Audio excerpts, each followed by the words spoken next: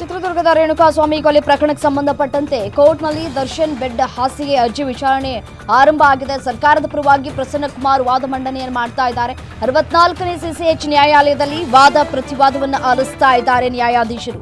ಮಲಗೋದಕ್ಕೆ ಪಲ್ಲಂಗ ಕೊಡಿ ಅಂತಂದ್ರೆ ಹೇಗ್ ಕೊಡಬೇಕು, ಪಲ್ಲಂಗ ಕೊಡೋದಕ್ಕೆ ನಮಗೆ ಪರ್ಮಿಷನ್ ಇಲ್ಲ ಅಂತ ಹೇಳ್ತಾ ಇದ್ದಾರೆ ಜೈಲಾಧಿಕಾರಿಗಳು. ಒಬ್ಬ ವಿಚಾರಣಾಧೀನ ಕೈದಿ ಹೇಳಿದ ಹಾಗೆ ಕೇಳೋದಕ್ಕೆ ಸಾಧ್ಯವಿಲ್ಲ. ನಾವು ಜೈಲಿನ ಮ್ಯಾನ್ಯುವಲ್ ಪ್ರಕಾರವೇ ಎಲ್ಲವನ್ನೂ ಕೂಡ ನೀಡಲಾಗ್ತಾ ಇದೆ. ಜೈಲಿನಲ್ಲಿ ಸುರಕ್ಷಿತ ದೃಷ್ಟಿಯಿಂದ ಕೈದಿಗಳನ್ನ ಮಾನಿಟರ್ ಮಾಡ್ತೀವಿ ನಾವು.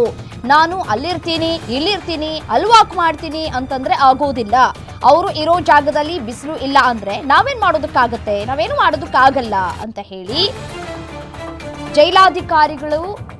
ಜೈಲಾಧಿಕಾರಿಗಳ ಪರವಾಗಿ ಇದೀಗ ವಾದವನ್ನ ಮಂಡಿಸಲಾಗ್ತಾ ಇದೆ. ಸರ್ಕಾರದ ಪರವಾಗಿ ಅವ್ರು ಕೇಳಿದ್ದಕ್ಕೆಲ್ಲವೂ ಕೂಡ ನಾವು ಸಮ್ಮತಿಯನ್ನ ನೀಡೋದಕ್ಕಾಗೋದಿಲ್ಲ ಅಂತ ಹೇಳ್ತಾ ಇದ್ದಾರೆ. ಜೈಲಿನ ಮ್ಯಾನ್ಯುವಲ್ ಪ್ರಕಾರ ನಾವು ದರ್ಶನ್ ರವರನ್ನ ಹೇಗೆ ನಡೆಸ್ಕೊಳ್ಬೇಕು ಅದೇ ರೀತಿಯಾಗಿ ನಾವು ನಡೆಸ್ಕೊಳ್ತಾ ಇದ್ದೀವಿ. ಸ್ಪೆಷಲ್ ಟ್ರೀಟ್ಮೆಂಟ್ ಏನು ನಾವು ಕೊಡೋದಕ್ಕೆ ಸಾಧ್ಯ ಆಗೋದಿಲ್ಲ, ಅವರು ಹೇಳಿದ ಹಾಗೆ ನಾವು ಕೇಳೋದಕ್ಕೆ ಸಾಧ್ಯ ಇಲ್ಲ ಅಂತ ಹೇಳಿ ಸರ್ಕಾರದ ಪರ ವಕೀಲರು ವಾದವನ್ನ ಮಾಡ್ತಾ ಇದ್ದಾರೆ.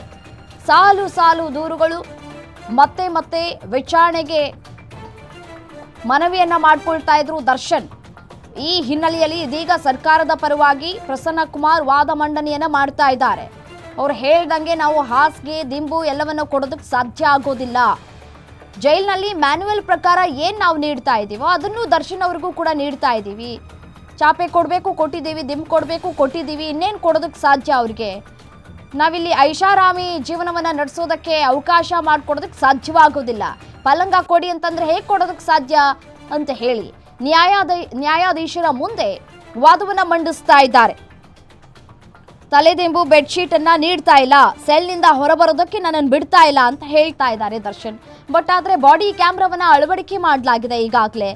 ಜೈಲಿನಲ್ಲಿ ದರ್ಶನ್ ರವರ ಇಂಚಿಂಚು ಮಾಹಿತಿಯನ್ನ ಕೂಡ ಅಧಿಕಾರಿಗಳು ಕಲೆ ಹಾಕ್ತಾ ಇದ್ದಾರೆ. ಅವರು ಯಾವ ರೀತಿಯಾಗಿ ಇರ್ತಾರೆ, ಎಲ್ಲಿ ಓಡಾಡ್ತಾರೆ, ಎಲ್ಲಿ ಬರ್ತಾರೆ, ಎಲ್ಲವನ್ನೂ ಕೂಡ ರೆಕಾರ್ಡ್ ಮಾಡ್ಕೊಳ್ತಾ ಇದೆ ಬಾಡಿ ಕ್ಯಾಮ್ರಾ. ಸೊ ಹಾಗಾಗಿ ಅದನ್ನ ಕೋರ್ಟ್ ಮುಂದೆ ಈಗಾಗಲೇ ಹಾಜರುಪಡಿಸಲಾಗಿದೆ. ಅವರು ಇರುವಂತಹ ಸೆಲ್ನಲ್ಲಿ ಈ ಬಿಸಿಲು ಬರಲಿಲ್ಲ ಅಂತಂದ್ರೆ ನಾವೇನ್ ಮಾಡೋದಕ್ಕೆ ಸಾಧ್ಯ? ಸೂರ್ಯನನ್ನು ಕರ್ಕೊಂಡು ಬಂದು ನಾವೇನಲ್ಲಿ ಅವ್ರ ಮುಂದೆ ನಿಲ್ಸೋದಕ್ಕೆ ಸಾಧ್ಯವಾಗುತ್ತಾ? ನೀವೇ ಹೇಳಿ ಅಂತ ಹೇಳಿ ನ್ಯಾಯಾಧೀಶರ ಮುಂದೆ ಹೇಳ್ತಾ ಇದ್ದಾರೆ ಸರ್ಕಾರದ ಪರ ವಕೀಲರು. ಕ್ವಾರಂಟೈನ್ ಸೆಲ್ನಲ್ಲೇ 1 ತಿಂಗಳಿಂದ ಈಗಾಗಲೇ ಇರಿಸಲಾಗಿದೆ.